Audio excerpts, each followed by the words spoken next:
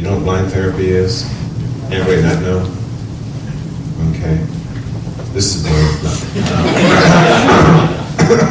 blind therapy means I don't have to know what the problem is. Okay. I happen to highly favor blind therapy technique. Why? Remember I was talking yesterday about how even though I tend to be very direct, very honest, maybe even shocking, I hate it when a therapist revivifies trauma, right? And when you're working with specific, highly negative things out of the past, whenever you make it specific, inevitably you bring it to life again. That's how you isolate the specific incident out of the past, right? So it's like I know lots of people who will learn something like regression to cause, okay, or they isolate an emotion and go back to the very first time. We can do this when we talk about regression. And they'll go back and they'll find a really interesting traumatic event, so they attempt to desensitize their subjects by first we'll go over it and we'll watch it happening, and then we'll step into it and we'll feel it happening again. And we'll step out of it and we'll reframe it. Now this time as we step into it and have it happen again, you notice that it's not quite as bad. That's because as you step out of it again and then step back in and run the loop and experience the trauma yet again, but you're actually becoming accustomed to being traumatized. This is not exactly the direction I want to take my subjects in, okay? So I've come up with two different techniques. Actually, a whole bunch of them. I'm going to show you two. And I'll show you a third later on. Okay. You, sir, ever have anything bad happen in your life? Quite a few. Quite a few? Want to learn how to fix that? Okay, come on here, sit in the chair. You're Dylan? Yes. I'm Dylan. He's Dylan. Okay. I know he's real big on following instructions. How do I know this?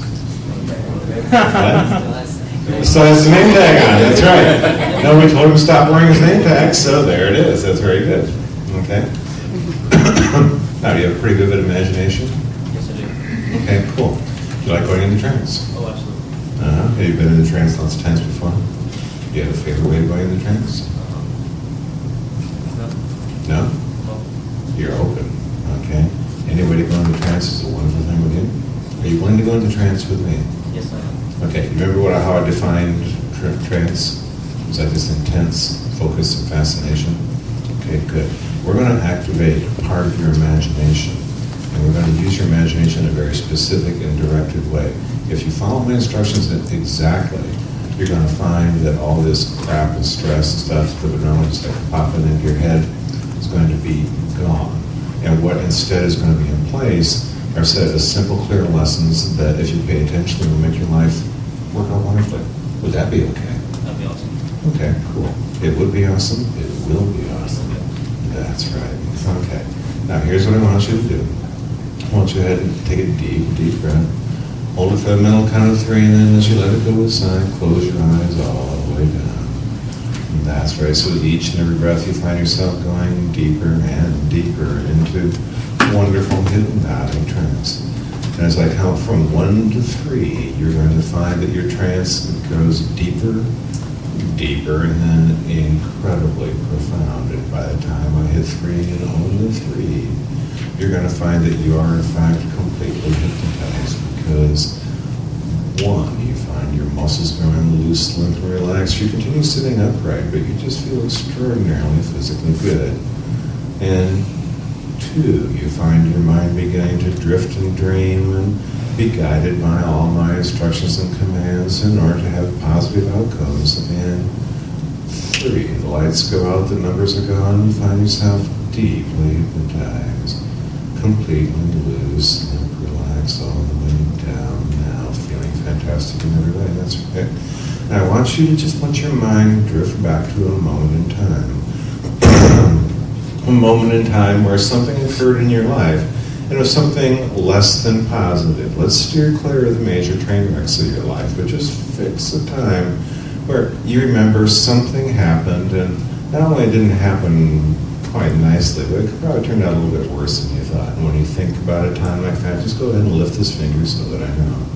And that's right, let that finger drop and go deeper and deeper into trance. I'm going to touch your shoulder and touch your head. And as you just fixate on that time, I want you to go ahead and imagine that you can picture it in your mind. Picture it so you know if you were inside or outside, if you were alone or with someone, whether it was light or dark. Just let your mind drift and go all the way back to that time. Because right now, right here, we're going to take that image and whoop, we're going to put it right out here in front of your face. So you can see it just like you're watching one of these incredible new flat screen plasma TVs. You can see the scene, see the time, see what's happening, and notice that as the picture continues to form there, let it run like a movie. Just put a frame around it. In fact, let's make it a frame like an old picture like you see in a museum. And when you can see the picture in your mind hanging right out here in front of you, outside of you now, and you see the frame around it, go ahead and lift that finger so that I know. Drop the finger and go deeper into trance. Because I want you to notice that on the frame of this picture, there's an intensity knob. Yes, it's an intensity knob, and it has to do with the intensity of emotion. And I want you to just go ahead and reach out with your physical hand and reach out, and grab a hold of that intensity knob and begin to turn it in a clockwise direction. Because as you turn it into a clockwise direction, you'll notice that the picture within the frame begins to wash out. It begins to become brilliant, gleaming white. The colors are gone, the images, the specifics just fade away until you have nothing but gleaming white energy inside that frame. And now I want you to take the index finger of this hand and writing in brilliant golden letters, I want you to write inside that frame the lesson that you learned. And do that now.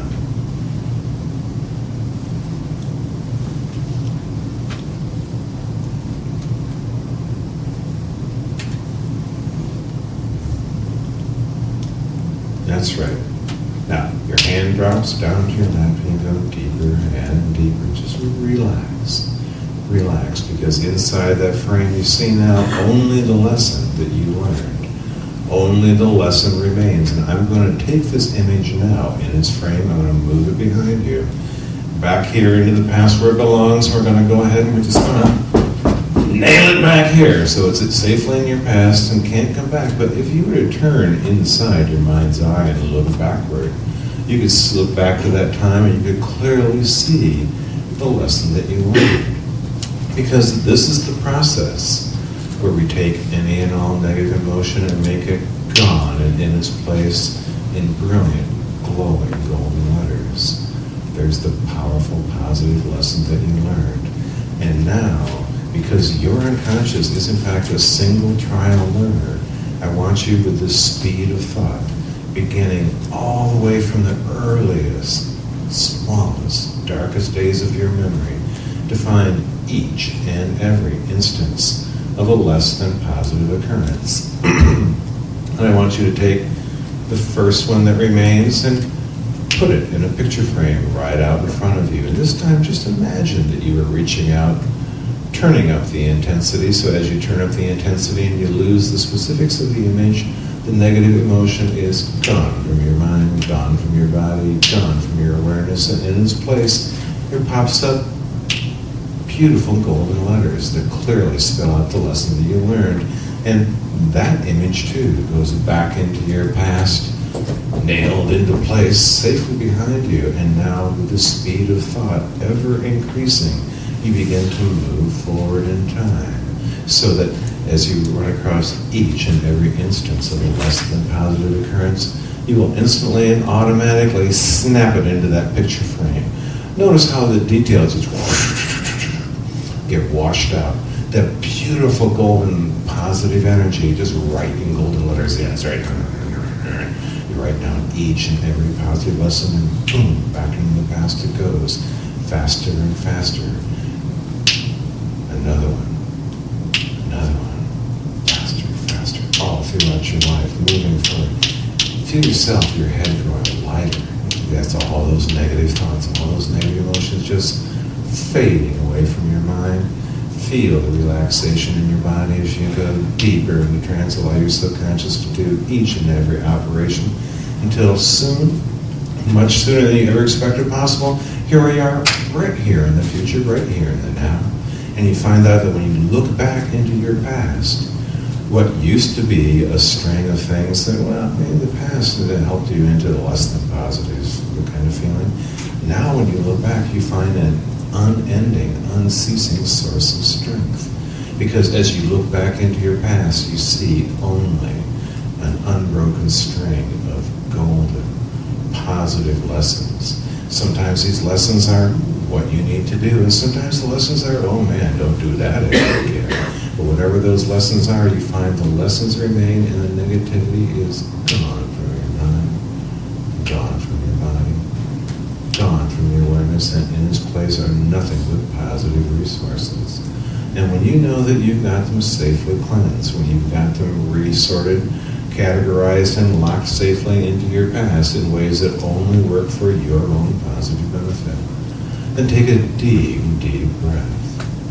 Feel positive energy all throughout your body, all throughout your mind, feeling better in every way. And I want you to consider that because your unconscious knows how to do this, because your unconscious wants only to help and protect you, from this moment on, anytime some kind of a memory comes flashing up out of the past, if it is in fact a less than positive memory that somehow got overlooked, as it comes popping into your memory, you automatically, instantly pop it in that frame, whip up the intensity, get rid of the details, mark down the lesson you learned, and with the speed of thought, put it right back where it belongs, safely in your past. Easily accessible to your unconscious, but only so that you can learn what to do and then what to do better throughout every day for the rest of your life. You'll find that the more often this happens, the better you feel. You'll find yourself walking around being relaxed and happy. And in fact, even if you were to mention or just to notice that just there's the briefest onset of the thought of, oh, this might be happening again, your subconscious just steps in, grabs that lesson positive memory, whips up the intensity, gets rid of the details, puts in the lesson, puts it back in the past, locks it there. So it turns out you don't have to do anything at all. It's your unconscious now that's taking really, really good care of you. And I want you to scan your body from the top of your head all the way down to the tips of your toes. And notice how much better you feel when you don't have to feel any of that crap ever again, because it's gone from your mind, gone from your body, and all the beautiful positive lessons are safely arrayed in your past, so you look back and you see nothing but positive resources that are there to help you, guide you. And as you turn your mind's eye towards the future, you can begin to look into the future confidently, knowing that your past is here to support you and help you in every way. And when you are absolutely, utterly convinced that this is true for you, take a deep, deep breath. That's right. Begin the process of coming all the way back to the room, and only when you know that this will be true for you for the rest of your life, just go ahead and open your eyes and come all the way back to the room and tell me, how do you feel?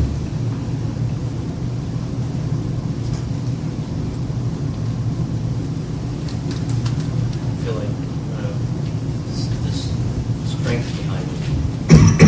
Mm-hmm. I don't know, my back's stronger. Mm-hmm. A lot of people coming out, so I feel like they're high. I feel like they got this incredible buzz going. Because one of the things when you get rid of negativity, past trauma also manifests itself in terms of stored trauma in your muscles, right? I mean, it's like you're tense a lot, and so your body rehearses being tense, and because you're tense, you start feeling tense, and it just starts looping right there. How's your body feel right now? Really good. Really good. Okay. Now, if you were to just eyes open, eyes closed, just think back into your past. Okay, think back to a time in your life where something happened that you used to think of it as a less than positive occurrence, and tell me how you feel about it now. It's what happened. It's just what happened. Very cool. Thank you. In this particular technique, it starts out with an explicit single memory. starts working through the idea that, oh, you have multiple memories like this, and then prompting him through a process of how he can begin slower, faster, and then with the speed of thought, going through all his memories. Now, a lot of the feedback I get when I lead subjects through this particular type of technique is they say it's kind of like riffling through a deck of cards, right? You know that sound cards make when like you're shuffling, and like you take two halves of the deck and you shuffle back into one, you get that kind of thing, okay? That's how they process these memories. Because your subconscious takes no objective time at all to do this technique. It can completely change any individual memory, just like that, okay? With the speed of a snapping of a card. Some of us are very familiar with the snapping of cards, right? You're going to go through this like gangbusters, okay? But again, this is something that I use if I suspect that there are specific things, maybe not major traumas, that we can just go ahead and clear out all this garbage, okay? And how do you feel? Feels good. Feels wonderful, okay? I like that. I love hearing subjects say that. Because people who feel good and wonderful are a little bit more oriented towards positive change. I never have to feel that bad ever again. This doesn't mean that there aren't people in the universe who are going to try to do something in the future, but think about how much more resources you have now, including maybe one of the lessons you learned is it's perfectly okay to go up to somebody who's giving you a hard time or trying to do something nasty to you, and just tell them, fuck you, right? I mean, it's like, forget what mom said about correct social language, okay? Mom's not around to take care of you anymore. Think about it. At the same time as she was giving you that advice, mom was there and she was going to kick their ass for you, okay? It's one of these don't do as I do as I say kind of thing, right? But let's say that I suspect there's something, oh no, big, okay? Maybe they're being kind of freaky while they're sitting in the chair. Maybe they've already told me in the intake interview that there's something really bad, okay? The trouble with trying to deal with like a major train wreck kind of trauma is that if you touch it at all, it's like a spring-loaded door, okay? You touch it, and all of a sudden the door flies open, and boom, they're right back into screaming trauma again. Well, that's technically interesting, but it's not really the most rapid way towards positive change. So there is, in fact, a blind therapy technique that is kind of metaphorical. It uses hallucinations and constructs, and it's incredibly easy because it has a stronger kinesthetic component than what we just saw. It tends to be highly plausible to the subject, as well as being such a vivid experience that it tends to be powerfully and vividly real, even more so than the trauma that they've been trying to avoid for all their life up till now. Okay? Cassie's got to change the tape, so why don't we go ahead and take questions on the technique I just showed you. Yeah, when you can remember. That includes everything. That picks up everything, right. Be able to clean up whatever it is. Absolutely. And because it's non-specific, they will pick up everything. And I said, I did expose about one thing, which is picking up every less than positive experience. But by this time, we're flicking through them so fast, they don't really have time or the inclination to actually drop into the trauma again. Plus, the reason you pick a relatively mild, less than positive experience is, again, you never want to confront them at their point of greatest resistance. What's the point? It's like if you're trying to get into a big party. Okay, it's a big organized party, so they have bouncers at the door. And because of a past social indiscretion, they not only know who you are, but they have their name and picture posted right next to the door to make sure that you can't get in. Okay, it's a point of greatest resistance. But what if you just went around the corner and found the service entrance and it was unlocked? Right? Go in where there is no resistance. In fact, I use that a lot. Okay, find the door that says service entrance and go inside. That's right. Yes, sir. When I was looking at the notes you gave us as you did that, and as I go over it, I understand everything except there's one word in here, it's self-validate. that when you did something with his finger that validates that he's? I would have him signal.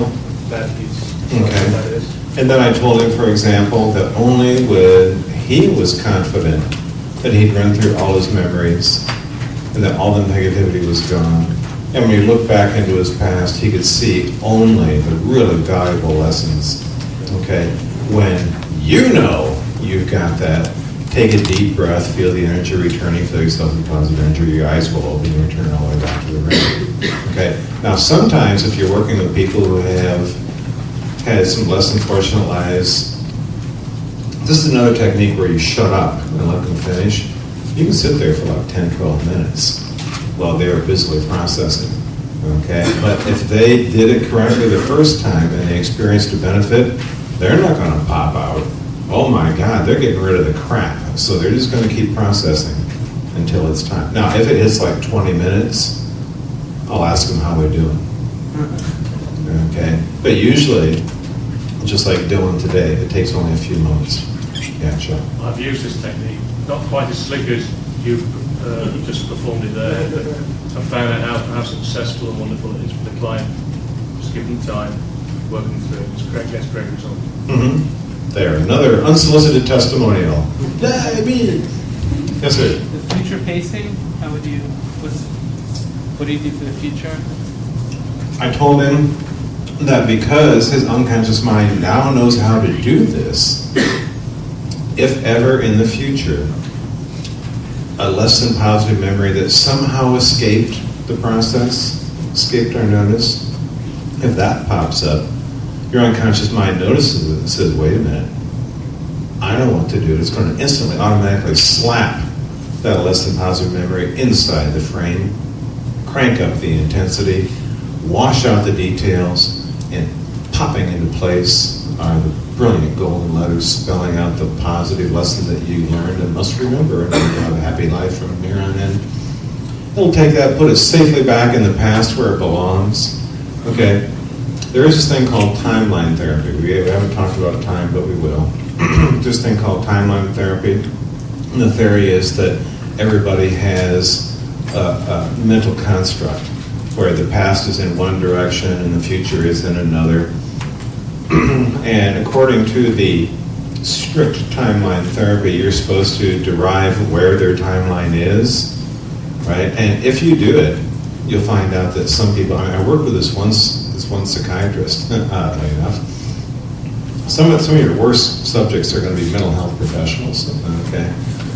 Because they know what they're supposed to do, but they're just so damn self-indulgent, they mess themselves up anyway.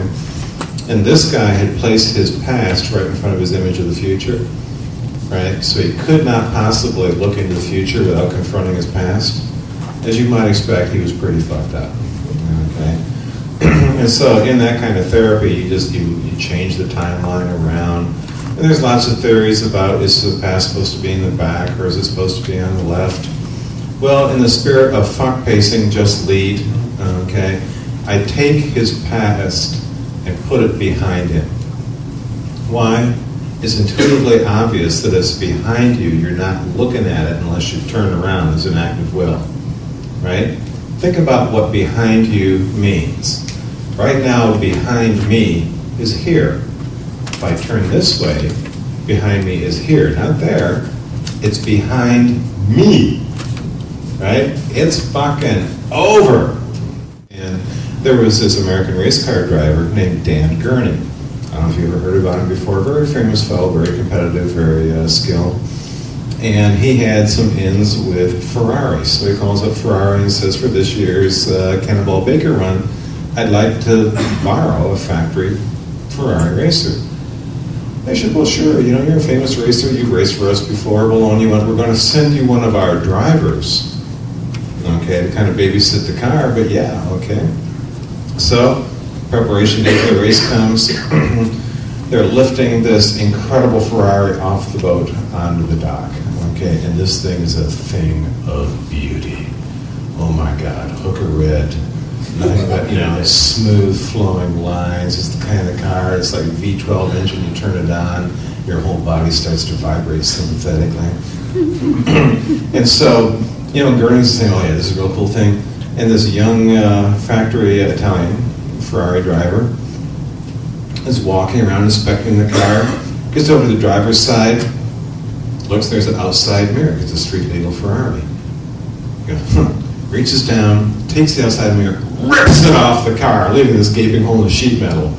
Kurt's going to fire, I gotta pay for this. He goes, what are you doing? The Italian says, what's behind me doesn't matter. Right? That's the attitude you want your subjects to have. Right? Passes over, it's gone. You want it behind them. Okay? Yes, ma'am. I think I have the answer though, for the feeling, you didn't know the issues were. Right. But was that considered blind, or is it blind, but the client doesn't know what the I'll show you a pure blind therapy where you don't have to deal with individual issues at all. Cool. Yeah. Okay. I mean, if you start getting bogged down, I mean, you do realize that people who are fucked up and are getting some kind of secondary gain from being fucked up, like they're a center of attention, you know, your whole family starts acting as enablers, oh, poor you, you know. Maybe you're getting a nice disability pension because you're fucked up. It's possible to get rewarded for being fucked up. And when you have these, when I say fucked up, it's kind of a technical shorthand, you understand that, okay? If you're getting the secondary gain and you start going through very specific content-rich episodes, you'll find that they're generating these things on the fly. Okay? They don't make shit up. They'll come with a million different traumatic episodes because, after all, being traumatized is a big thing in their life. Okay? So here's one. This is very mechanistic, very easy to approach. It has some kinesthetic elements because he has to reach out and fiddle with knobs. He has to go ahead and do this. Sometimes, if I'm feeling tired towards the end of the day, I'll have them stand up and nail it into their past instead of me, you know. But it's just like, there are things going on, but it starts with the idea of specific incidents and then generalizes out to the speed of thought. You pick up everything. The next one I show you doesn't even do that. Yes, sir? Using your metaphor, there's this, occurs to me that you've just done this, what are we, just taking the cork off? Or what? No? The emotion's gone, right? The only thing that he can actually recall from those incidents are the lessons, right? Because think about it. I mean, who needs the specifics anymore? Right. But the lesson you've got to remember, because the lessons is what's going to help you avoid doing that again. It's like I was talking to somebody right before the lunch break about using hypnotic amnesia to approach the same end. It's actually a very bad approach. Believe me, I tried it, okay? I mean, you name any possible error, mistake, screw up that therapists can do, and I've been there, done that, pioneered new forms of it probably, okay? And I discovered that when you take amnesia away and you don't address all the other drives or factors in their life that led to the incident in the first place, they're just going to do it again. Totally bad. No, they're going to do it again. Okay, because there is a reason it happened in the first place, right? So it's going to be even worse than just recalling a traumatic memory. You're going to have the entire fucking trauma happen again, right? Well, what I'm saying is that by taking all that negativity, you're releasing all of that energy that they were using to keep that negativity down there. You release that negativity. Why do you assume that when you release all negativity, only the keeping down part was released? Ooh, maybe because you're just really fond of the make it real in the first place energy, huh? No? I was just thinking about just the energy in the real, that there's this energy here that needs something to do. They're actually dying to get rid of this crap. Because on some level they know it's killing them. It's preventing them from having a happy life. And that's why when I do this, I was talking about, you'll notice your head's getting lighter. That's all those negative thoughts being removed. And I had him concentrate on from the top of his head down the tip of his toes. Notice how all that stress, strain, trauma is released and in its place positive energy. You need to put something there, okay? The whole idea about nature abhors a vacuum comes into place with mental constructs as well. Okay, you take your negativity away, always, always find a positive resource and flood them with that. The positive resource I like to use is twofold. One is breathing in positive energy, releasing all strain, all that positive energy going everywhere. But the other thing is, you're now the person who knows how to do that. And take that awareness and make it permeate every muscle, every fiber, every cell, all throughout your body.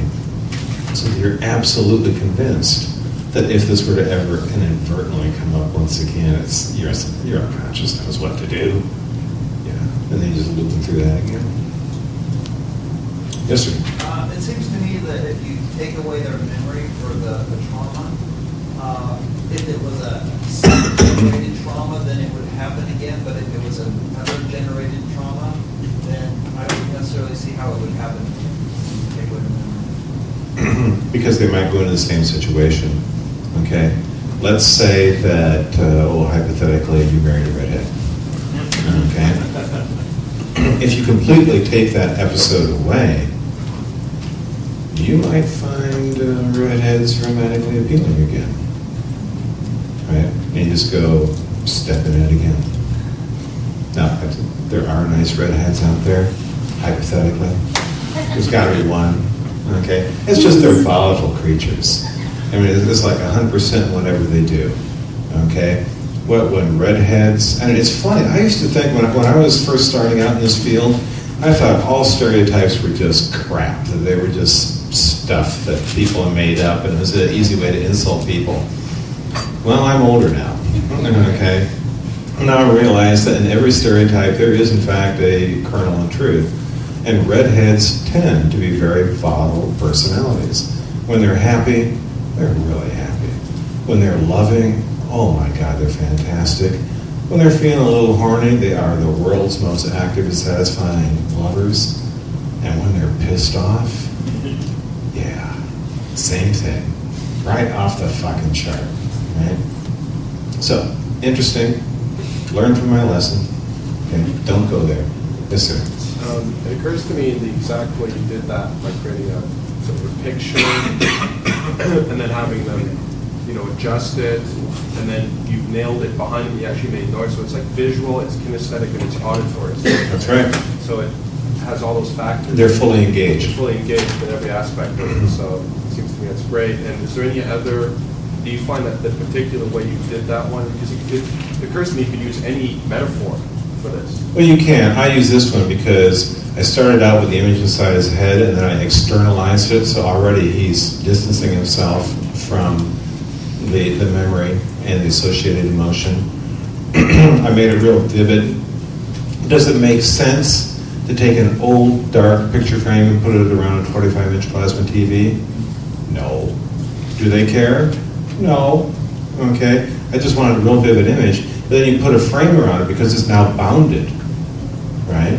It's not all-encompassing and spreading out and metastasizing. It's locked inside that frame. And then when you take the color and the specific image out, they find that they can't feel the emotion anymore, even though they know this is the representation of that which once was. And that's when you replace the content with the lesson.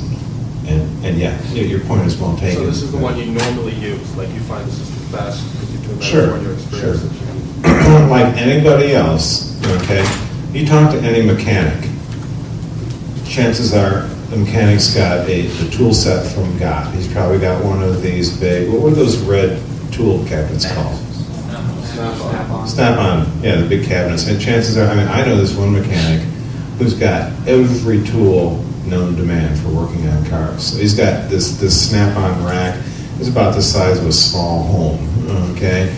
And inside every tray, it's a velvet line, okay, literally velvet line, and all the tools are in their proper place. They're all oriented in one direction.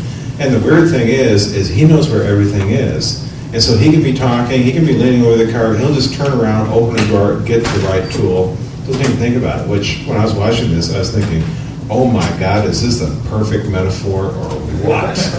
Okay. But in talking to him, I said, why is it that you've got like 60 different types of wrenches? He's going, well, Mark, you have to understand that if I have a left-handed Hyundai built before 1957, I need this. I said, yeah. I said, how many do you actually use? He goes, oh, this is total? Here you go. How many tools do you actually use day in, day in? He goes, 7 or 8. there are certain things, even though you've got this enormous span of technique available to you, we all tend to rely on a few things that we know work wonderfully well in a broad variety of cases. Okay? It's like you can have an entire lug wrench set or you can have a crescent wrench. Okay? Which is easier to carry around, right? Ron? Yeah, one thing you might notice is kind of fun is that when people are doing this, they're processing. You can see their eyes jump around. It's kind of like your computer when it's processing. There's a little light. Yeah, the blinking lights. That's right. Blinking light. And it's amazing how some people, not everybody, but their mind's going through that at the speed of thought, going through all that stuff. It's really amazing. If you're an old-time Star Trek fan, you could probably make some mistake. Processing. Roland. Do you ever find that people also need you to do something with the auditory? That is, if they white out the picture, will the sound automatically go away every time, or do you sometimes have to nudge them? I'd never have it come up, but it's probably because of my insane self-confidence. Thank you. If you feel it's important, throw it in. Because if you feel it's important, they will notice the lack. It's amazing the degree of detail your subject picks up from you in your nonverbal communication. Okay? Yeah. I'd speed up the sound in that particular thing. So it turns into the hybrid.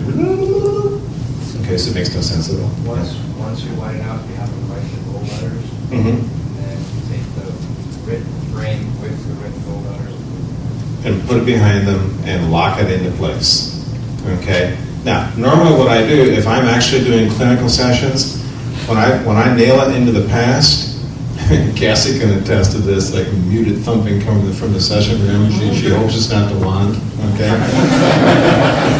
But I'd have my client sit in the chair, and I'd stand up and say, I'm going to nail it in the past. Why? They know it's nailed in the past, okay? Vivid, intense experiences, even to the point where I just hurt my hand doing that, okay? Actually, there's a tape you all want to see. It's done by a therapist named Jerry Kine, okay? And he was working with somebody using a direct drive technique. Remember what a direct drive technique is? It's like you're repeating the suggestion with increasing intensity over and over and over again. He was working with someone trying to get this crap out of the past, and he was having them hit him in the hand. And every time he hit him, he was like, let him go.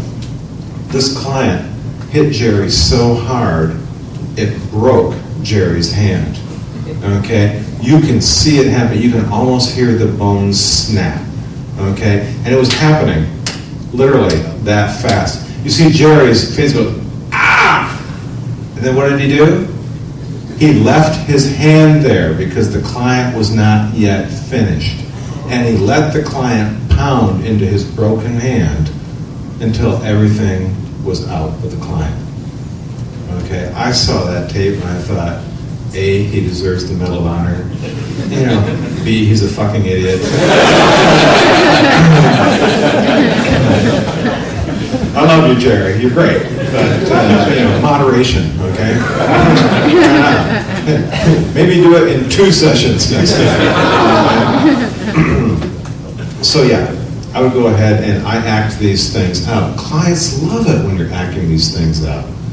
Okay? We're all trained in other training courses to be very quiescent, have them passive in the chair, and you're soothing, and in some trainings you're trained to not be paying any attention to what the client's doing. Instead, you're supposed to be reading the magic words from a script, right? Scripts have their place, but if you rely on you're a scriptist, not a hypnotist. Okay? Yes, sir. It's a hell of a lot more fun for you if you're doing it that way. So. Oh, absolutely. Absolutely. Especially in this next technique that I'm about to show you. So, yeah. Why do you turn intensity up instead of down? Well, because I want that really glowing field of energy in there. Okay, I always tend, maybe it's just my personal bias, but I always want more as opposed to less. Okay, so I transform it and take all the energy and make it really vibrant. Yeah. I just wonder, and that's the second question that I think is the same theme here.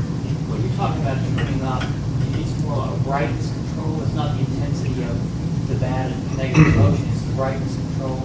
So the color. In other words, if you want the color to go up, not the intensity of the negative emotion. I didn't really specify. Okay? So the thing is, at this point, they're not really, by the time they lose the image, they're not feeling the emotion anymore. Right? So all I'm doing is, maybe it's a genius intervention, maybe it's a horrifying omission, I don't know. Okay? All I know is that when I do it this way, it works like gangbusters. Okay? Yes, sir. It's also already outside of them. You take it out to the front of the Right. house. Danger of feeling it as well. Right. It doesn't reflect back. Yes, sir. Mark, with when you're writing a lesson on the back of on the screen, what if there's no positive lesson that they can get? Like, what if it just, say, car accident, for example, someone ran into them, and the lesson they kind of extrapolate from that is that, okay, well, it's dangerous to drive cars, for example. Which may or may not be necessarily good long term. So what if they can't get a positive lesson? If they can't get a positive lesson out of it, you'll notice that they're not raising their hand to try to write it. Okay. Now, you notice, did I check to see whether he was actually writing positive lessons for the rest of the episodes? No, I just did one as an illustration of how the process is supposed to go. Now, if he wasn't writing anything at all, I'd prompt him and say, can you think, do you have a positive lesson for this? No, Mark, I don't. Say, okay, do this. Write in golden letters inside the frame, this can never harm me ever again. Okay? Which is actually a pretty good lesson for every traumatic incident. Okay? Anything else? What was the self-validation? Where he was doing things like, when you have the picture, lifts his fingers so that I know. Okay, that's one of them. I did that a couple times for a couple different steps. And then also, when I had him start to loop through and under his own control, go through and cleanse all his memories. I told him that when he knew, he'd made it all the way up through the future into the now, and everything had been categorized, ordered, safely stored in the past where it belongs. You're going to take a deep, deep breath and feel that incredible relaxation. And about 15 seconds later, he took a deep breath. Okay, that's self-validation as well. Because I didn't say take a deep breath now, because then I'd be forcing the pace. Yeah.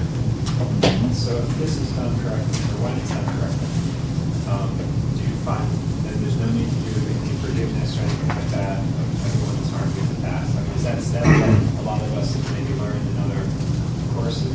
Forgiveness therapy is extremely powerful, and when you're working, it's most useful when you're doing regression to cause, okay? Because there you're working with single point events, and you're working with a very high granularity, a very high degree of detail. I tend to think that forgiveness is a horribly misunderstood concept. Forgiveness in a therapeutic sense does not mean, oh, that's okay. Right? I forgive you. Forgiveness means I release myself from the pain that you caused me, and I will never be troubled that way again. Okay? That's my therapeutic formula for forgiveness. Because you know what? If Grandpa was touching Betty there, okay, the bastard ought to be shot. Right? But that doesn't mean you have to continue feeling bad about it. But if you just forgive and say, oh, all that's right, it's like giving Grandpa permission, isn't it? When he had a memory that he wanted to work with, lift the finger, say note, okay? And then when I had him take it out of his mind, see it out here and see it like it's being displayed on a screen, like a 25-inch plasma TV, beautiful, perfect picture, lift your finger so that I know. Now, those of you who are big fans of idiomotor signals and could actually see what's going on, what was the characteristic movement that he was giving me? It was rapid, okay? I don't care in this particular instance because you only need alpha in order for this technique to work. Yeah. So long as they can imagine it vividly and respond in an affirming manner, the technique's going to work. My techniques always work. Subjects sometimes fail. technique is perfect. Anything else? Yes, You sir. didn't mention abreaction. Does it occur in this procedure? No, very rare in this procedure because you're dealing with it in a very abstract way. Okay, when you do regression to cause, you get abreaction a lot, right?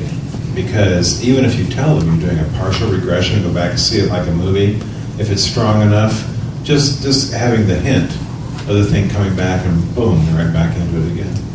Now, you know what abreactions are? They're the extreme emotional reactions that come whistling in out of nowhere and freak you out as the hypnotist, okay? It means they're not only reconsidering or viewing the trauma again, it's happening again in Technicolor. They are right there again. When you have an abreaction, there is a magic phrase that you can say, and that is, we're past that now, the picture fade, emotion gone, all the way back to now, feeling much better than before. You may have to say this 2 or 3 times, okay, just to get through to them. Would you say 2 or 3 more times? Can I?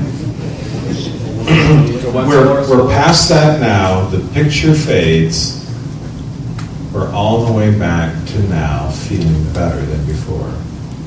And you might ask them to attend to their breathing. Yeah. Ron's point, we'll take it. Tell them to attend to their breathing, put their attention on their breathing, and they'll relax right back down. Because the fact is, the trauma is in the past. And so when you're back to the now, by definition, you're not there anymore. I mean, technically, and from a professional point of view, abreactions are intensely interesting. From a personal point of view, they're kind of horrifying. I mean, your nice, lovable client's sitting there, and all of a sudden they're weeping, they're thrashing around like a beached whale, they're screaming, they're jumping up and grabbing you by the throat. Okay, oh yeah, there's all kinds of things that can go on. They can pick up things and throw them at you, throw them to you. There, Mark. Here, catch it with your head. More digressions. Questions on what I just did? You're going to have to remember this because this is one of the choices on one of the 2 techniques that you can use to do the next exercise. Okay? But there is an even blinder way to do this. Okay? I don't know. Wendy, you want to play again? Okay, cool. I'm picking Wendy because we all know by now that she hallucinates wildly at the drop of a hat. Okay. You don't have any anger in you? Okay, I don't care. What, you gonna piss her off? Do you have an overall name for this technique? Oh. Sorry? Actually, I did. What did I used to call this? The previous one you called resource organizer. There you go. Oh, the one I'm doing right now? Yes. Crystal bottle.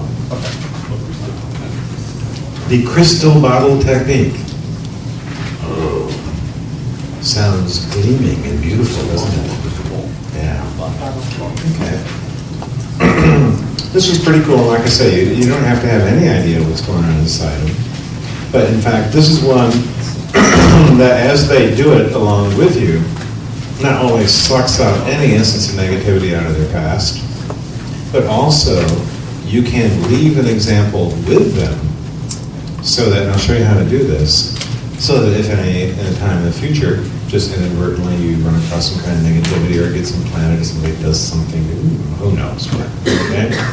That it'll instantly just kick in, take effect, completely outside your conscious awareness, and just take that negativity out, and there you are feeling all cleansed, refreshed, and I guess since we have about half new people, you haven't really heard about the 1 asshole rule, right? I have this rule. It applies to any and all social interactions. By social interactions, I'm not just talking about one-on-ones, I'm talking about one-to-many, you dealing with your past, whatever, but in any kind of social interaction, there should only be 1 asshole, okay?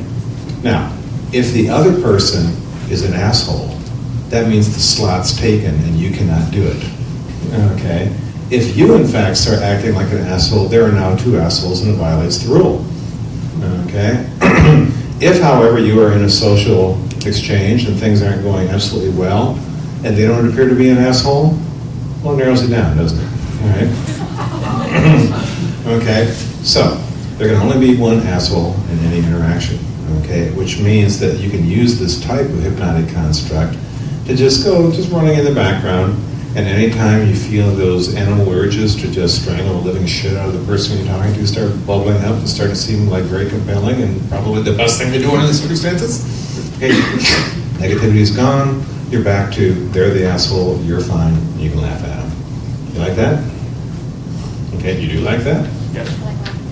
Ah, that's right. That's right. I like laughing and pointing at them. Yeah. Because, I mean, if you just imagine they have a head like carp, but it doesn't really do anything for them. Okay? But, what asshole! Okay, that's a vivid experience. Okay, here we go. Now, you like to be hypnotized, right? Are you going to be hypnotized? Yes. Okay, you understand that when we complete this exercise, your negativity out of your past is going to be just sucked away and gone. Pretty cool? That's fantastic. You're going to risk this? Okay, good. All right. Well, you know, a lot of people are kind of freaked out by feeling good. They're kind of freaked out by feeling good. You walk up to people, we tell them that thought forms or emotions are only thought forms, so you can change emotions at the drop of a hat. And they're all with me. Oh, yeah, that's great. I understand that. It's a brilliant technique. Oh, that's fantastic. Say, now, feel good. You know, feel good for no reason at all.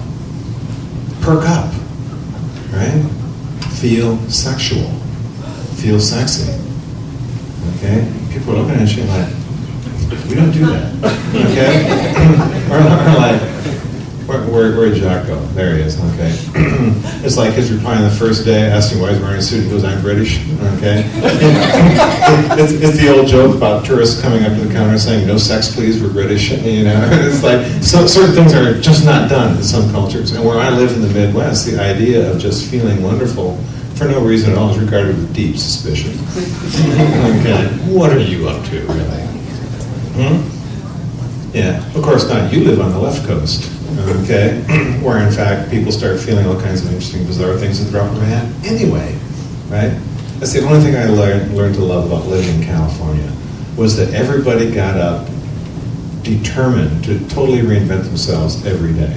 And there's this game that was played in Los Angeles, which is, I will pretend to believe that you are who you say you are, if you pretend to believe that I'm who I say I am.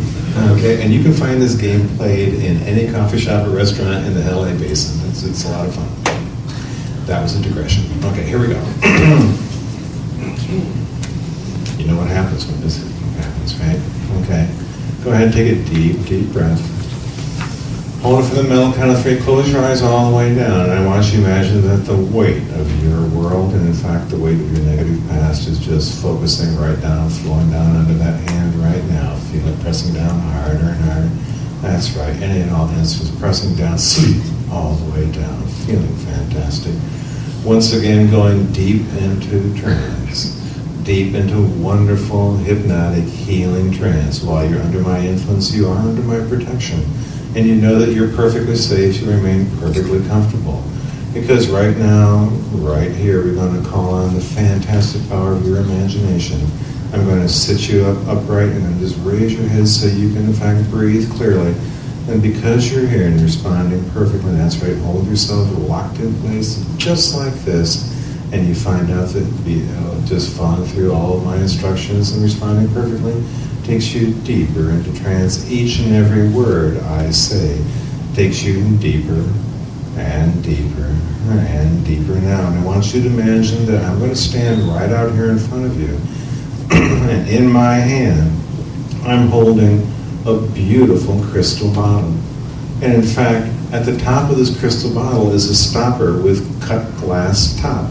And as you use your mind's eye to look at the stopper on this bottle, you notice the light is gleaming beautifully with a fascinating pure white light. And that's right. Notice that as your mind's eye looks at this gleaming white light coming off the crystal, it's fascinated now. It holds your attention because I'm going to lift the top off this bottle now, and I want you to raise your right hand up.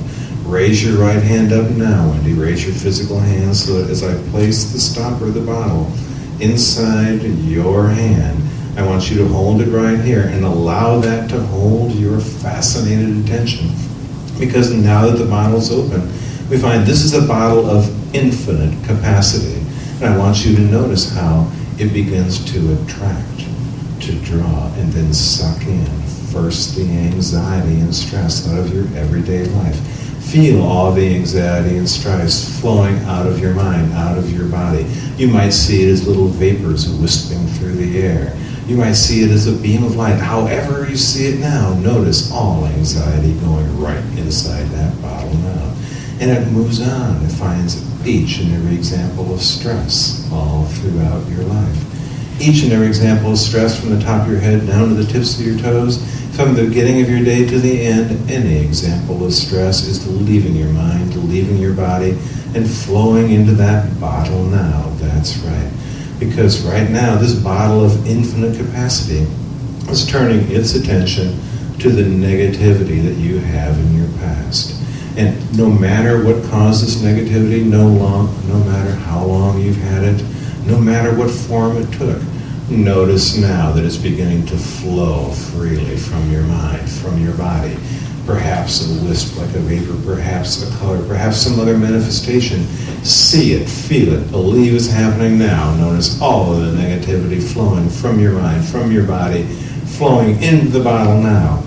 And I want you to use your mind's eye to scan your mind, to scan your body from the top of your head all the way to tips of your toes, inside and outside, and look carefully, find each and every example of a less than positive memory. Any example of negativity from any example, any reason, any incident at all, flowing now from your mind and body into that bottle. And when you know that every example of anxiety and stress, every example of negative emotion and buried trauma, all throughout your life, from the very moment you were born right up to the now, just make sure it goes right into that bottle.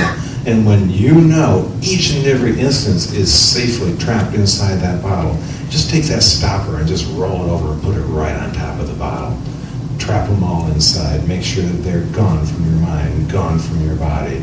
That's right. Go ahead and just put it. That's right. Ooh, that's right. Just knock it out. It's sealed in there shut. Let this hand go ahead and drop all the way down. You become more and more relaxed, and notice how good it feels when all negativity is gone. And in its place, we're going to find something that feels really good. I want to search through all your memories and find an example of a healing, positive moment. A healing, positive moment that made you feel, oh, so good. You don't have to tell me what it is, so you can make it just as good as you want. And notice that with the power of thought, as you continue to listen to the sound of my voice, that healing, positive energy grows stronger, circulating through your mind, circulating through your body. Each and every breath you take, breathing in more positive energy. Each and every time you exhale, you're making room for energy to fill your lungs. Follow the beat of your heart. Feel fantastic. That's right. You feel energy rising. You feel fantastic in every way. But there's one more thing we have to do to make sure it's in the bottle. So right now, I want to search your mind. I want you to search your heart. I want you to search your body's experience and find any instance, any example of resistance to positive change. And whenever you find any example of resistance to positive change, take this hand, reach right out there, open that bottle up. If you find any example of resistance to positive change whatsoever, I want you to take that hand, reach out there, open that bottle up so the bottle can just suck that resistance right out. That's right. Reach in there, that's right.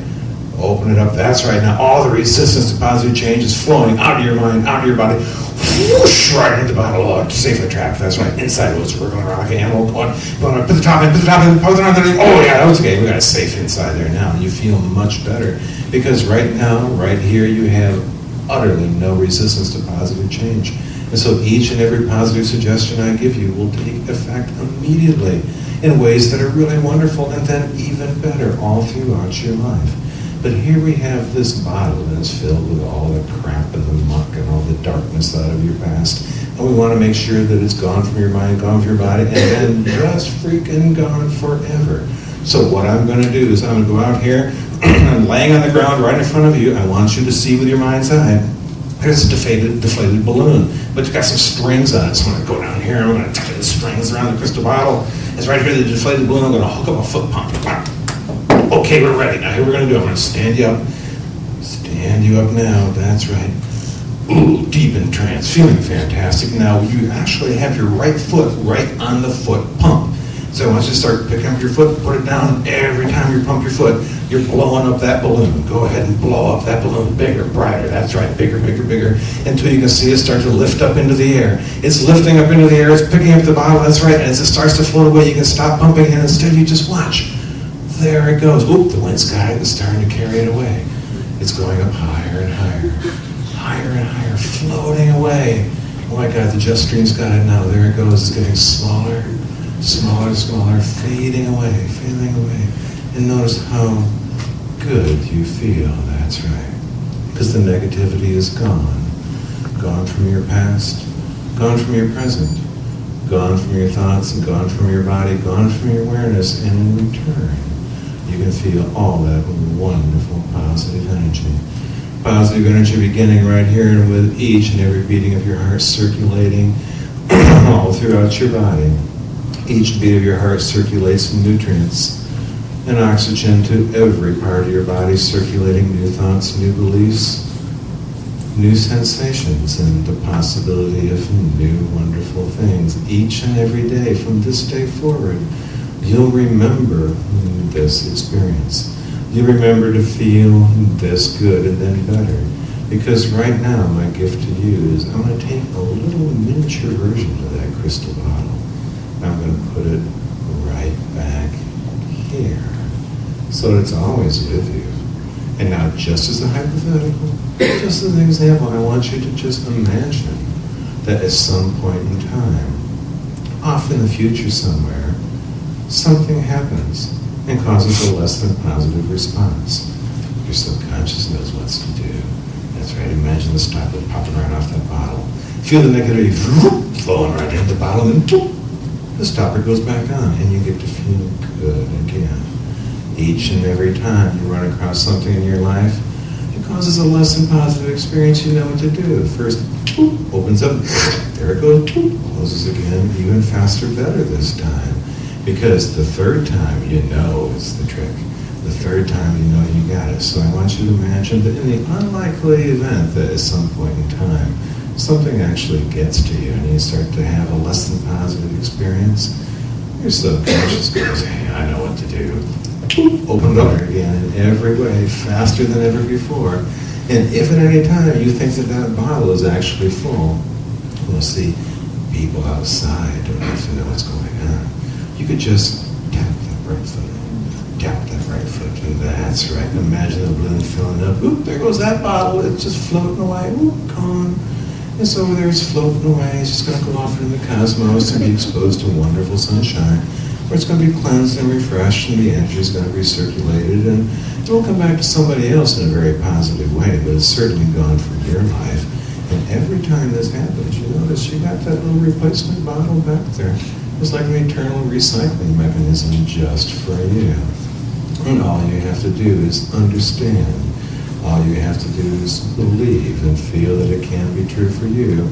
And now, every day from this day forward, you're going to know that any time you have any kind of less than positive experience, what happens? Gone, that's right. Just that fast, that easy. In fact, we're doing it slowly now because with the speed of thought, you can make things better in every way all throughout your life. And that's right. And now when you know that you've got it, you understand it, you believe it, and it is in fact true for you, and all you have to do is take a deep, deep breath. That's right, feel wonderfully well. That's right, feel fantastic, better than ever before. Notice that inside you now there is an infinite wellspring of positive energy. And right now, listening to the sound of my voice, you realize that that energy is all yours. It's all for you, it's under your control, and all you have to do to hold up your end of the bargain is understand and agree that from this day forward you're making a commitment to feel better in every way, to become the master hypnotist you aspire to be, and to do everything in just the right way, in a way that's right for you. Now, my suggestions and commands become your permanent programming. As you accept them, it can affect you only in positive ways, and you automatically find two ways to remove negativity anytime you need to, because your birthright is to have a wonderful, warm, and positive life. And 3, eyes open, wide awake, all the way back to the room, feeling fine. And how do you feel? Like that? Okay, how do you feel? Okay.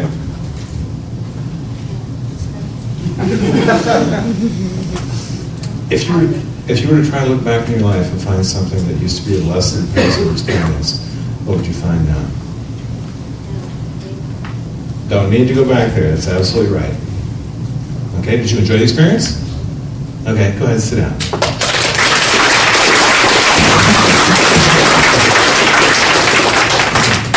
Okay, I have no freaking clue what's going on in her life.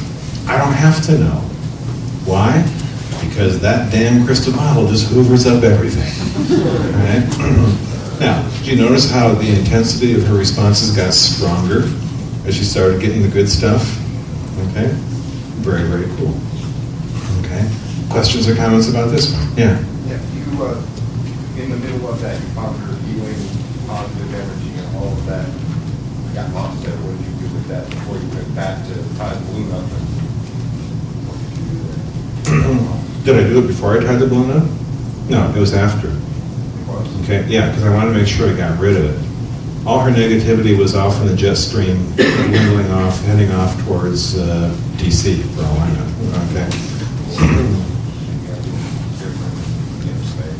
Mm-hmm. Okay, but what I was doing, what I was doing with the positive energy was find an example of affirming positive healing energy in her life. This was after she already put the stop on. That's correct. After we got rid of the negativity, because we have to make room for the positive stuff. And by the same token, once you remove the negativity, you don't. The subconscious tends to give you what you've rehearsed most often. And so if you just take all the negativity away and there you're done. Okay. It'll just okay, what does she normally want? Oh crap. Okay, and we'll just go ahead and generate all that stuff again. That's not a suggestion. It's just technical explanation. Okay, and that's why we find a positive resource. And again, I could pick one. I could do it based on something I know about her. Or I could pick a very general one. Although trying to pick a resource for somebody else is problematic. Okay, you might say being bathed in brilliant golden warm sunshine. You think that's a positive resource, okay? And her brother has skin cancer, right? Okay. I mean, again, I've done all this. I've taken people up to be drifting, floating free through the clouds, and they go into screaming aberration because they lost a family member in a plane crash or something like that. I mean, you generally want to have them find their own resource. But then I had it circulate with every breath she took. Okay. Now, what do we know from the exercise we did in the class about circulating with every breath you take? Okay, I'm going back to that microcosmic orbit thing because I know she knows how to do it. Okay, then I talk about how it's permeating her entire body, every cell, every muscle, every fiber. I talk about with every beat of her heart, blood circulating, nutrients, oxygen all throughout your body, circulating positive ideas, positive experiences, strong and positive new behaviors all throughout your mind and body, right? Which is pretty much all encompassed. I mean, is there anything left, right? I mean, once you've got the mind, body, and soul oriented towards positive energy, that pretty much covers it, right? But even so, I gave her an additional mechanism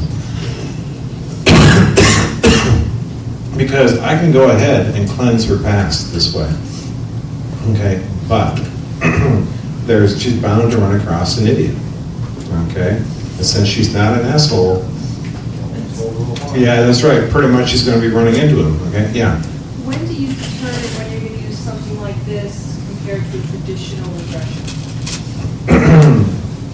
I do traditional regressions with people who are very mechanistic or who have a clear idea about something that is wrong. Okay, but for people who are just lost in life and wandering, they don't seem to have any energy, they don't seem to have any goals, I'd use a technique like this to basically just shovel out a ton of crap, and then we'll go back and revisit can you imagine a time in the future when you have in fact reached one of your most heartfelt goals? And see if they can imagine it then. Sometimes you'll get clients, for example, when say, now I want you to imagine a time in the future when you've not only achieved your goals, but you've achieved them far better than you ever thought possible. Can you imagine that? They'll say no. I say, well, when you look into the future, what do you see? They'll see it's black, right? Ever run across people like this? Okay, well, this screws them up, okay, because it takes away the negativity that they're using to generate these absolute bleak outcomes. And then I go for a short-term goal. You know, instead of saying just undifferentiated, sometime in the future when you have reached your goal, I say, I want you to imagine this time next week. This time next week when you've had the benefit of this session, these lessons, learnings, and beliefs, and you've noticed the positive incremental change. Can you imagine that? Okay, and to a certain extent, you're calling their bluff. Some of these people will, in fact, just have blackness right up until, 5 seconds from now. Okay, and when I have that, then I'll back up again. If these don't do what I want to do, don't go ahead and I'll say, well, how do you feel as you're facing that black, bleak future? Okay, and then amp up that feeling until they're really feeling it. As I count from 1 to 5, you're going to fly back on the wings of the time, all the way back to the very first time you felt this emotion. 1, going back to the past. 2, faster, farther, all the way back. 3, farther, farther. 4, nearing it now. And 5, back to the very first time you felt it. Look around, where are you? Tell me. Pretty much the classic technique. Okay. Yeah? State changes, Mark, with this technique. Sorry? State changes, your own state changes. My own state changes? Yeah. You go through a sequence following what you, with excitement, passion, as you demonstrated there. Yeah, I started out with a very gentle intro, and then I started getting more and more dramatic in acting it out.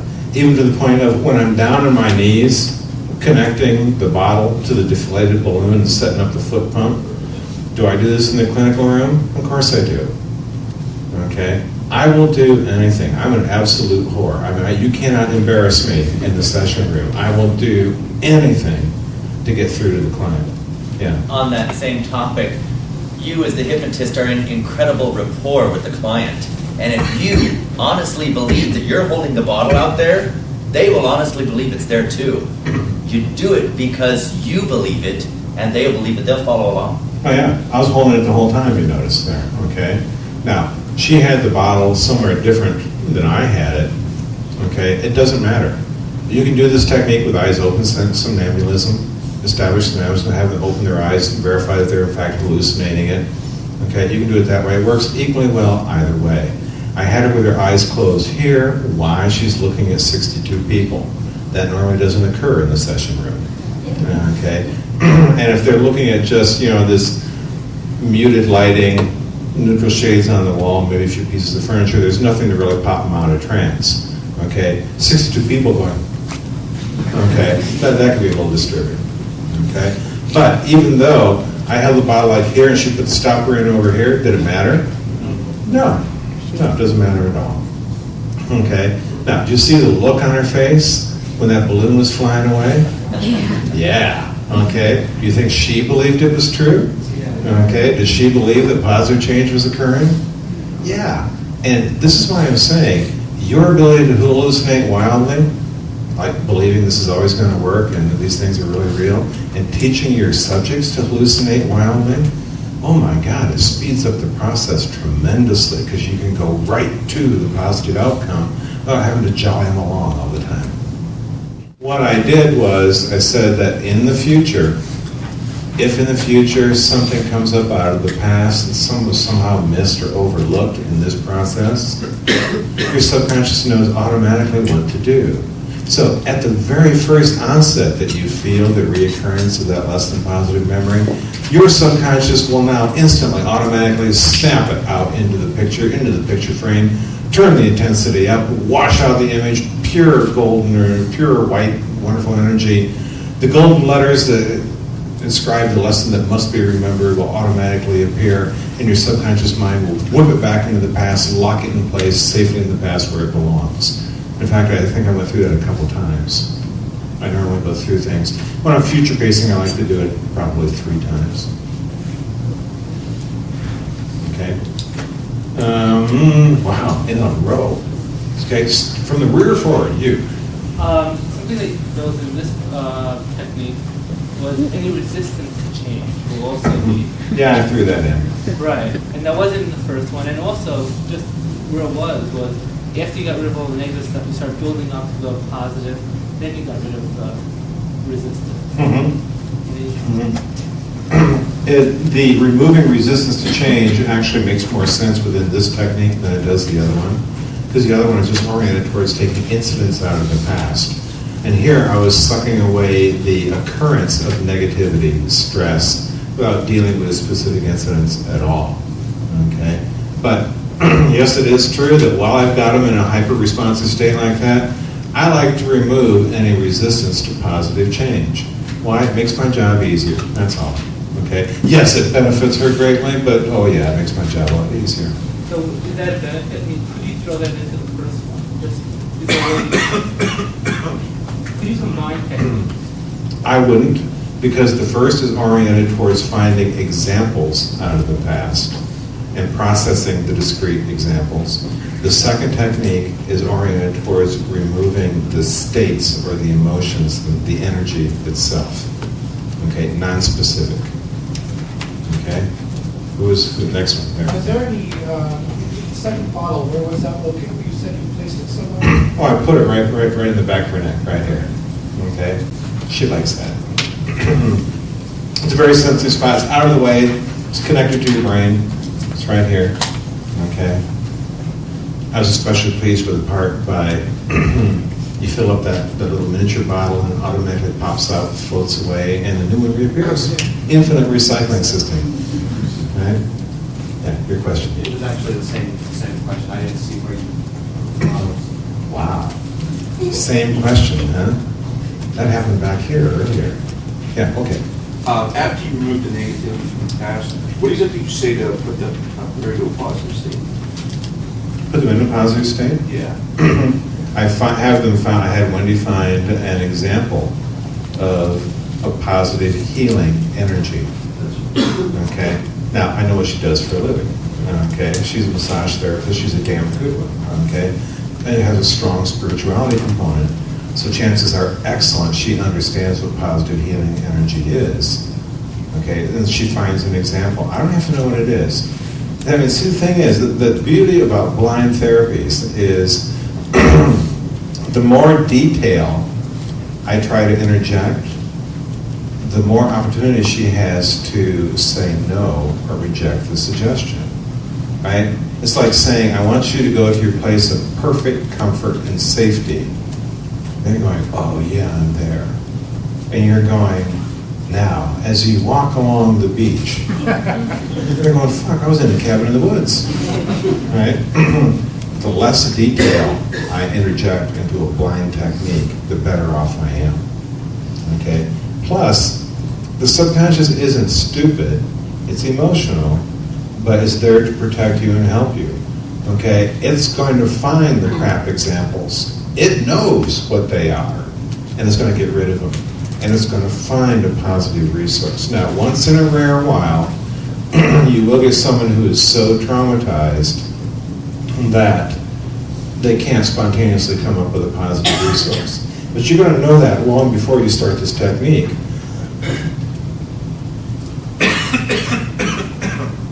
You're going to discover that in your screening visit. Okay, because they're going to be bleak, they're going to be depressed, they're going to give you nothing but negative answers, they're going to have extremely low energy levels. And so I like to give them, I mean, another classic technique here is always either locate or create a positive resource and set an anchor for it. Because no matter how innocuous the session may seem at the beginning, chances are you're going to need that positive resource at some time in the session. So I have them imagine what it's like to feel love, or to just imagine it's like to be without a thought in your head. Most people who are extremely depressed find the idea of not having a thought in your head to be a very welcome change. What else? Yes, sir. One thing I couldn't recall how you did was, when you had her turn up the intensity, she did that physically. When you tell her to go through everyone like a deck of cards, why isn't she going, you know, because she's doing all this stuff in her mind, but why isn't she, like, I'm trying to think of how you work that transition. Because I told her, I told him, actually, okay, who did I use for my first demo? Right, okay, Dylan's a him. Still. I told him in his mind's eye to go ahead and start flipping through this more and more rapidly, okay? Because if you give them a very intrusive physical response, then what's going to happen is, especially you let them just run, they'll pop out, okay? Unless you're right beside them chanting, adding energy into it, screaming, go for it, stuff like that. Okay, so you now have two variations on removing negativity from the past, okay?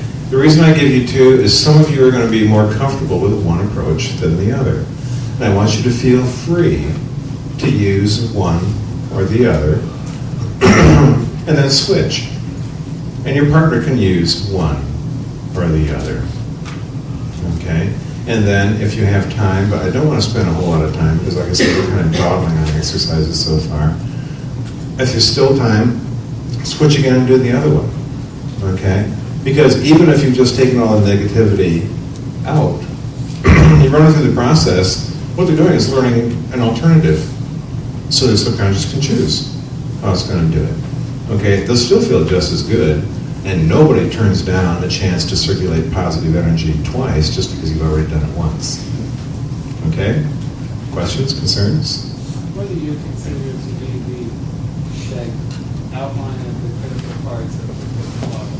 It almost looks the same to me when I looked at the notes for the previous one. It almost looks like the key ideas are very similar. It's just the mechanism that is different. All my secrets revealed. Yeah. The key elements are deep trance state, test or trance state. Now, with Wendy, I didn't really have to test her trance state because I say go into trance and I've got some numbers. Okay? Then you go ahead and you build a hypnotic construct. Okay? And you build it in such a way. See, when you name something, it comes into existence. When you describe it, it becomes real. Okay? And I wanted her to remain hypnotized throughout the entire session, but I didn't necessarily want to keep repeating about how you're going deeper and deeper into trance. So what did I do with the stopper on the crystal bottle? I had it gleaming with fascinating light, so that in her mind's eye, when her mind's eye was caught by this gleaming light, she was fascinated, couldn't take her inner eyes off it. So long as that keeps looping, she's going to stay in trance. Okay? Open the bottle, had her reach out and hold the stopper, so her mind's eye is looking at this, a misdirect, right? Where is her actual focused attention? It's in her hand. She's watching the crystal stopper, and yet the bottle's over here. I gave her a couple options. I told her about how all her anxiety was beginning to come out of her mind, come out of her body.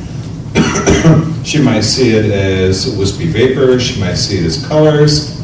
It could be anything at all, okay?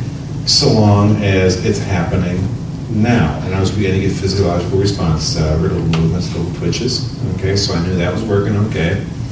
And then I just started running through the possible variations of what I wanted in that bottle, which is, I started with something that you're always happy to get away or to get rid of, that you don't have all that much attachment to. This is like run-of-the-mill anxiety. That's leaving, okay? Stress and strain. That's leaving. What am I doing? I'm working up. I'm kind of sidling up to what I actually want, okay? So she knows her anxiety is going out there. She knows her stress and strain is going out there. And now we start touching on negativity. Negativity is such a general term. I mean, oh my God, that could refer to almost anything that was messing her up. including the things that she fears the most, for example, okay? And that starts flowing out into the bottle, okay? And then she self-affirmed, right? When she knew that all stress, all anxiety, all negativity was gone from her past, gone from her mind, gone from her body, gone from her awareness, safely in the bottle, she kept the bottle, okay? And then I circulated positive energy all throughout her, so she could be healing, relaxing, feeling very positive, lightheaded, feeling fantastic. But there is one additional thing that we wanted to put in there. And that's when I had her scan herself to find any resistance to positive change. Okay? If you have no resistance to positive change, are you going to fight the technique? No. Are you going to go back to your crapola past? No. Because you have no resistance to positive change. You choose positive change. So I had her open it up, and then rapidly I ran her through about how the bottle was just hoovering all that stuff out of her. Okay? And notice how it was jumping around inside the bottle. I was shaking my hand like this. I wanted to create a sense of urgency to cap that damn bottle to make sure it stays in there, right? She's grinning, she's going, yes, Mark, that's exactly what was happening. And then and only then, when I had all her negativity and all her resistance safely encompassed inside this bottle, that's when I moved on to, well, how do we get rid of this stuff forever? Okay? Because you'll run across self-defeating clients who'll go, well, you know, I could open the bottle. I go, yeah, it's kind of the behavior that got you in the fucking chair, don't you think? Okay? So let's just make sure they can't even access it anymore. And I go through this nice elaborate thing about deflated balloon and strings and tying the bottle and assembling the foot pump and stand her up, okay? Every time she pumps that foot pump, what is she doing? She's self-affirming, right? I am getting rid of this now, right? Pump it up to the point where it starts to lift and float. Keep pumping until it starts floating up in the air. And you notice the pump disconnects and you can stop pumping because it's just floating away. And then we were both standing there watching it float. I think actually she was looking over here and I was looking over here, but who the hell cares? Because there it goes. Okay? And then when it's absolutely gone, then you loop back on all the positive resources again. And I gave her the mechanism, like I gave Dylan the mechanism, that if in the future something came up, only I varied it a little bit with Wendy, because with Dylan I said if a memory comes up that was somehow skipped, okay, you can instantly slap it in there. Because that technique is for discrete instances of memory. This one, she may run across a person, an instance, an occurrence in her life that starts to trigger these feelings of anxiety, stress, certain negativity. Okay, and so I'm going to give her the little spare secret bottle. I care. Okay, so her subconscious mind, and this time she wasn't opening it. Okay, I was opening it and closing it with sound effects. Right? Opens up, sucks up the negativity, closes again. Safe, feeling fantastic, even better than before. And I led her through that 3 times. Even told her how to change the bottle. Okay? And then, only then, when she affirmed that she knew it, she understood it, she believed it, she's got it for the rest of her life, then and only then did she close her eyes, or open her eyes and come back to the room.